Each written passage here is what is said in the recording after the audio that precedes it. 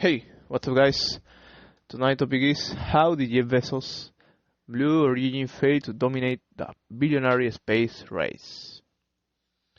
Well, the company employs the world's top engineers and has access to unlimited money, but is plagued by safety concerns and toxic workplace culture. The billionaire space race is only a race by name. In actuality, there is SpaceX and everyone else.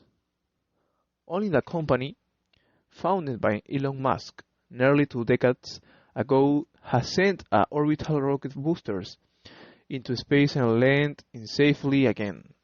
Only SpaceX has landed a rocket the size of a 15-story building on a drone ship in the middle of the ocean. Only SpaceX has carried both NASA astronauts and private citizens to the International Space Station. Only SpaceX is producing thousands of its own table-sized communication satellites every year. Only SpaceX has the almost weekly launch cadence necessary to single-handedly double the number of operational satellites in orbit in less than 2 years. Only SpaceX is launching prototypes of the largest and most powerful rocket ever made, a behemoth called Starship that is destined to carry humans to the moon. SpaceX's total dominance of the rocket industry is not what you would expect. There is more innovation happening in the commercial space sector today than at any time in history, and launch the service sector is particularly competitive. Relativity Space is building the world's first 3D printed rocket and plans to build rockets on Mars with robots. Virgin Orbit is putting satellites into orbit by launching a rocket from beneath the wing of a jumbo jet. Its sister company, Virgin Galactic, is flying people to the edge of space from an air-launched space plane. Rocket Lab has developed the first rocket engine fed with an electric pump and is trying to catch it out of the air with a net connected to a helicopter. And then there is Blue Origin, which dominated world headlines for days this weekend with its launch of the Star Trek actor William Shatner briefly into space. If there were any rockets company expect to be at a comparable level of technological achievement to SpaceX, it is Blue Origin. The company was founded by former Amazon CEO Jeff Bezos in 2000, just 2 years before SpaceX set up shop in California. In 2015, Blue Origin became the first company to send a rocket above the Kármán line, the internationally recognized boundary of space, and land it again. While it is not as challenging as bringing a rocket back from orbit, as Musk has halted Bezos in the past, it was still a major milestone in the history of private space exploration.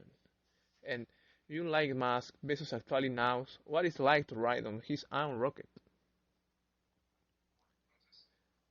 Bezos found Blue Origin with visionary goals, inspired by the late Princeton futurist Gerard Key and O'Neill. Bezos dreams of moving heavy industry off of Earth and into space to reduce greenhouse gas emissions. He wants to lay the foundation for an extraterrestrial economy where thousands of people are living and working in space.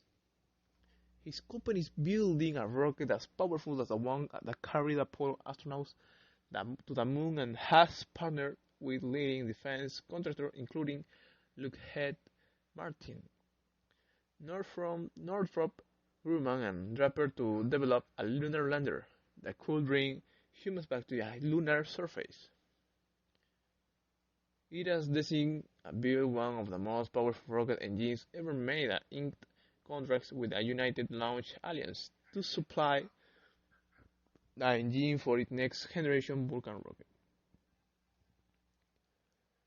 There's no doubt that Bezos has plenty of vision. The question is, why can't the second richest man in the world excuses on it? Over the past few years, Blue Origin's master plan has begun revealing earlier this year. NASA awarded its lunar lander contract to SpaceX, leaving Blue Origin in the lurch. It's now suing the US government to reconsider the award. It's seeing a exodus of top engineering talent following the lost contract, which has only exacerbated its already considerable delays. Blue Origin has struggled to hit its stride producing its powerful BE-4 rocket engine, and as a result the maiden launch of ULA's Vulcan rocket has slipped to late 2022. This will make the first flight of the engine a full 5 years behind schedule. Meanwhile, the first flight of the company flagship New Glenn rocket, a heavy launch vehicle capable of hoisting nearly 100,000 pounds into low Earth orbit, has also been pushed to late 2022 at the earliest. It was originally meant to fly for the first time last year. Bezos didn't even get to the glory of being the first billionaire to ride his bound rocket into space. Just 2 weeks before Bezos flew to the edge of space this summer, Richard Branson completed a suborbital flight in his own spaceplane with Virgin Galactic. How did this happen? Blue Origin employs thousands of the world's top rocket engineers. The company also has access to a virtually unlimited supply of money. Bezos, who is worth just south of $200 billion, spends $1 billion a year out of his own pocket to fund Blue Origin. By all measures, Blue Origin should be one of the most successful space companies in the world. Blue Origin has all the ingredients for success and to become something truly fantastic, said Ali Abrams, the former head of Blue Origin's deploying communications, who recently wrote a whistleblower easy defiling safety concerts and rap band succeeds in the company. The engineers really believe that they try every day to make up the reality despite the leadership's interventions. According to Abrams, Blue Origin's troubles have both a technical and culture dimension. On the technical side, Abrams said the company suffers from an immense amount of technical debt, engineering challenges that build up as a result of choosing a quick solution rather than the best solution, and a relentless focus on speed that undermines its ability to properly address problems with its launch vehicles. She explained the exodus of top talent from Blue Origin as engineers who got tired of putting band-aids on problems. Abrams partially attributes the mounting technical depth to Blue Origin's increasing focus and speed, an irony for a company whose motto is Latin Ferociter, the Latin rendering of step-by-step ferociously. She trusts the mounting pressure to move fast to 2017, when it was clear the company was failing to keep pace with its rivals at SpaceX. Pressure to move fast to 2017, where it was clear the company was failing to keep pace with its rival at SpaceX. She said Bezos' roaring is impatient with the pace of development was palpable, as was the jealousy he seemed to have for the other billionaires who seemed to be making more progress than him. The skewed was always a huge joke within the company, Abraham said. We've found out that dates externally and employees would love because they knew that just wasn't possible. But Blue Origin was racked by more than just engineering difficulties. In her essay, Abrams described a company where executive show consistently inappropriate behavior toward women and where dissent is actively stifled. According to Abrams, Blue Origin's culture problems started at the top and flowed down throughout the company. She said Blue Origin CEO, Bob Smith, who was tapped by Bezos to lead the company in 2017, repeatedly failed to listen to his employees' concerns about the safety of the company's vehicles and its toxic workplace culture.